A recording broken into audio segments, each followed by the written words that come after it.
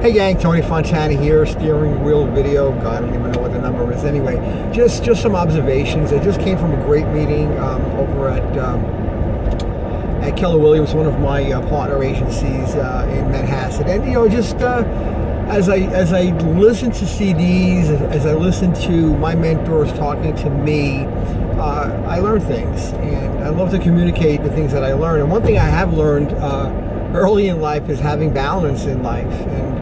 And I see a lot of people, especially on social media, talking about how hard they're grinding and how many things that they're doing all at the same time, how many businesses that they're in, and that's great. People are working really, really hard, but I think it's extremely important to be working very, very smart. If you're working very hard, there might be a point in time that you might not be able to continue working that hard. It just may be the way it is. And working smart and developing smart habits and smart expectations, I think it's a better way to go. You don't have to put in 18-hour days every day. I mean, there are days where I'm literally, on a keyboard 18 hours, and there are other days it's only 2 hours, or some days it's 0 hours. You try to be efficient with your time. I think it's extremely important. And the reason we do work as hard as we are and why we're just not balanced, it's because of the habits that we've developed, and the habits that we've developed are a direct result of the thoughts that we have. Balance, like I can use yoga as a great example. I don't practice yoga. I would love to be able to do it, and maybe someday I'll take it up. I know there's a balancing technique that they do where, you stand on like one leg. And I understand that mastering that one skill set is critically difficult to do, very difficult to do. Because the majority of us just fall over. I know I would, fall over on my ass real easily trying to attempt that. And the instinct would be to stand near a wall or a door. But when you have a crutch like that backing you up, you could never learn to master the art of balancing.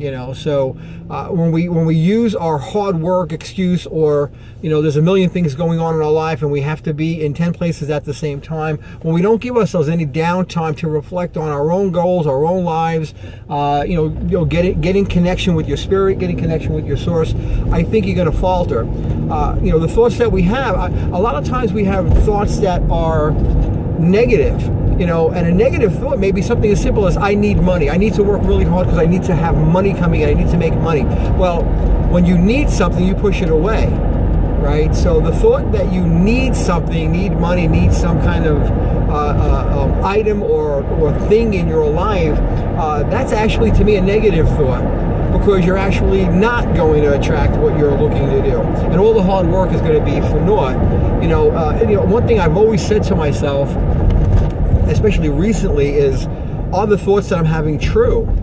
If you have a thought, if you ask yourself if that thought is true, then you can actually ascertain whether or not you'd even need that thought. Then you can pick a different thought, one that's more true, for your situation.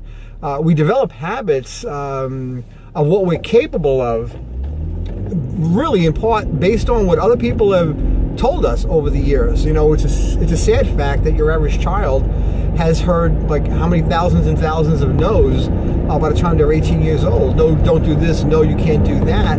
I myself, for example, in grammar school, I was told in the 4th grade by a teacher. It wasn't a nun. I went to Catholic school, but it wasn't a nun. It was a lay teacher. She said I have really bad handwriting. My handwriting was terrible. To this day, all these years later, I'll tell you I have bad handwriting, and you can't read my handwriting. Sometimes I can't read my own handwriting. So is that something that was planted in my mind, so many years ago by some adult that was, I guess, looking out for me? Why, I don't know. Why would she tell me such a thing? I don't know. We all are constrained by what we're capable of based on what people's rules are for us. We've decided that their rules are more important than our own intuition, our own instinct, our own spirit. That's just nuts. I think dreams are the seedlings for our reality. If we can dream something, we can have whatever it is we're dreaming about. And if we can just kind of get in balance a little bit, kind of decide whether or not certain thoughts are not in alignment with what we want in our life, with the dreams that we do have, and get rid of those particular thoughts, deselect them, check them off, wipe them out like an Etch-a-Sketch, make those decisions based on, a new paradigm that you can have anything that you want, you can have anything that you can think about at all. And you are what you think about. And that's something that's extremely important. So if you can dream it, you can have it. If you have habits that are bad habits, get rid of them, flush them. Focus on the good things that you're capable of. You are a dream waiting to happen. You're an amazing individual, and I'm talking to you right now. If you're listening to this video, that's who I'm talking to. I'm trying to get you to understand that you're capable of all of it.